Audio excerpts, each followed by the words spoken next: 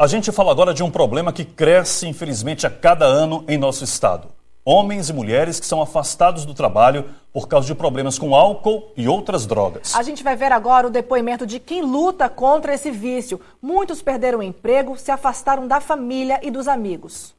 A reunião acontece toda quarta-feira. Um compromisso para homens e mulheres que passaram por um momento difícil, mas fundamental. O de admitir que é alcoólatra e decidir começar a se tratar. Quem participa deste grupo de alcoólicos anônimos prefere não se identificar. Livre dos julgamentos do mundo lá fora, a única obrigação aqui é cuidar de si mesmo e seguir firme na batalha contra o álcool. Uma decisão que geralmente vem depois de muitos anos de culpa e sofrimento. Foi o que aconteceu com este membro do AA. Ele está longe da bebida há quase 7 anos, mas lembra muito bem como foi chegar ao fundo do poço por causa do álcool. Os sinais aparecem também na área laborativa, né? Justamente no trabalho, quando você começa. Os primeiros sinais são os atrasos, né? Em consequência da ressaca, né? Os conflitos, né? No trabalho. Né? Aí eu tive que perder minha família, né? Eu tive que me afastar do meu filho e minha esposa. Né? Acabei com o meu casamento, né? Em consequência da bebida alcoólica, da ingesta de bebida alcoólica, e foi o meu despertar. Trabalho, vida pessoal, tudo destruído pela bebida. Esta mulher se emociona ao falar da batalha contra o alcoolismo. Foram muitas recaídas até alcançar a sobriedade.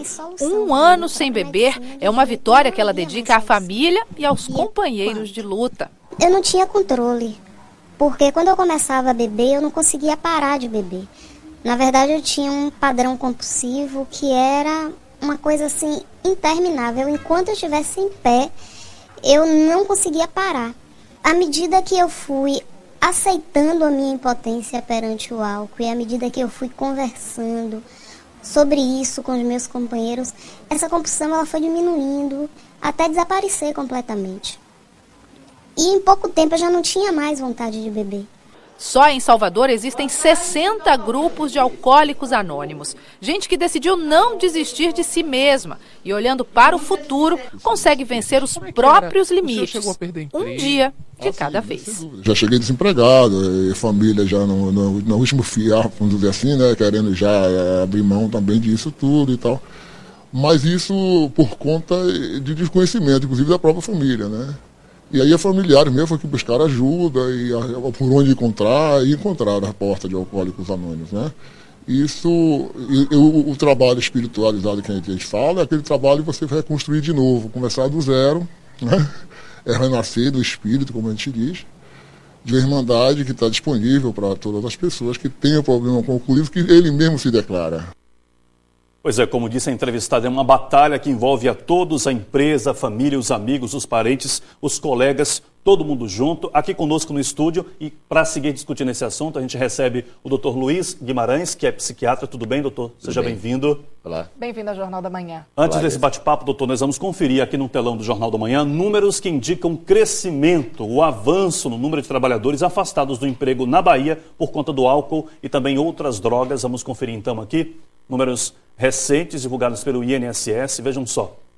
Em 2012, foram 671 afastamentos na Bahia, 279 em Salvador e região metropolitana. Em 2013, no ano passado, foram 719 afastamentos em todo o estado, 251 em Salvador e região metropolitana. A gente percebe aí o crescimento nos números. E este ano, 2014, só no primeiro semestre, foram 363 afastamentos na Bahia, 116 em Salvador e região metropolitana. Lembrando que só este ano o número já é maior do que a metade do que foi registrado em 2013. Doutor Luiz, bom dia mais uma vez. Bom dia, Carlos. Bem-vindo. Nós vimos os depoimentos aí, um problema muito sério, envolve a todo mundo, mas também há um outro lado. Esses números aí indicam aquelas pessoas que já estão afastadas, porque existe muita gente na ativa que ainda não se afastou e que tem esse problema, né?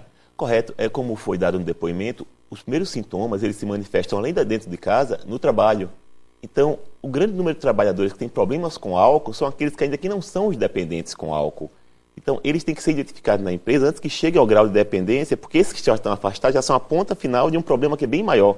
Então, se a gente for pegar numa empresa, o número de pessoas que têm problemas relacionados ao álcool são maiores do que os que são independentes. E esses que têm problemas é que são futuramente vão ser os afastados. E como é que a empresa deve agir com esses funcionários? Punição, advertência, suspensão, qual é o caminho? Olha, a empresa tem que ter uma regra muito clara, tem que ter uma política muito clara de como vai lidar com isso. A primeira coisa é tirar o estigma que há sobre isso, porque muitas vezes o funcionário ele sabe que tem um problema, só que ele não procura um tratamento por conta dessa punição. Nós temos essa política da punição. Então a empresa tem que garantir, tem que ter uma política clara de como vai lidar com o problema para mostrar para que esse problema tenha uma solução. Até porque é mais barato para a empresa reabilitar esta pessoa do que demitir e contratar uma nova pessoa.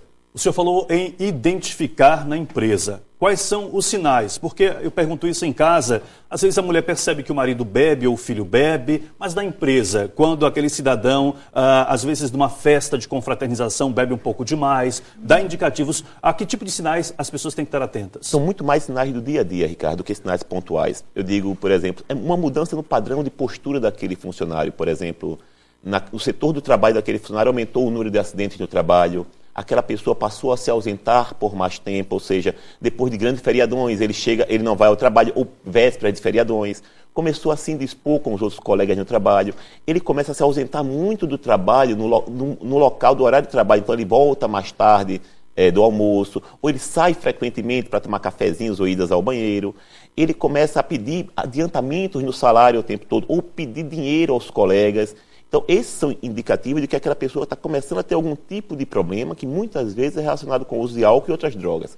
E cabe ao gestor saber identificar isso e conversar no ambiente de trabalho sobre aquele comportamento e orientar de alguma forma como ele pode resolver isso. E a família também deve participar de alguma forma? Com certeza a família é fundamental. A família, muitas vezes ela se sente impotente porque aquele trabalhador é quem sustenta toda a casa. E ela, quando vai abordar essa pessoa, a pessoa fala, poxa, eu ainda estou trabalhando, eu não tenho problema nenhum, eu que mantenho essa casa. Mas o tratamento começa muitas vezes e da uma forma mais eficaz com a família, quando as famílias procuram atendimento e nós orientamos essa família como lidar com essa pessoa. E a empresa também tem que ter um link direto com a família, porque senão porque é um problema, como o Ricardo falou, um problema global, não é um problema só da empresa, é um problema de toda a comunidade. Então, cabe à empresa ter um contato com essa família para juntos tentar reabilitar aquela pessoa. Bom, nossa colega repórter Andréa Silva permanece lá no centro da cidade, na região ali dos Barris. Vai fazer uma participação, Andréa, com você? Isso, Ricardo, pelos contatos que a gente faz através de reportagens com pessoas que já enfrentaram isso. A pergunta, doutor Luiz, um bom dia para o senhor, é o seguinte: as empresas que têm esse cuidado dos exames periódicos, exames anuais, né? Exame de laboratório, exame clínico, o senhor acha que isso é suficiente para detectar algum problema no trabalhador ou seria necessário contato com outros profissionais da área médica para proteger essas pessoas, doutor? Olha, teria que ter uma política integrada. A grande falha nas empresas é que elas fazem apenas abordagens pontuais, por exemplo. Às vezes nós somos chamados para palestras na Semana de Prevenção de Acidentes de Trabalhador, quando isso deveria ser uma política do ano todo e não uma coisa pontual. Exames periódicos, eles ajudam a detectar, mas a coisa tem que ser muito contínua, porque ela se desenvolve durante todo o período, durante todo o tempo dentro da empresa. E o melhor local para se identificar esse problema é no dia a dia, porque se você parar para pensar, a pessoa passa, em média, 8 horas trabalhando, a pessoa passa muito mais tempo no trabalho do que em casa. Então, os exames eles servem, mas tem que ter uma abordagem multidisciplinar com outros profissionais, psicólogos, terapeutas ocupacionais, assistentes sociais. Agora, voltando ao assunto da família, obrigada pela participação de Andréa Silva, direto do centro da cidade.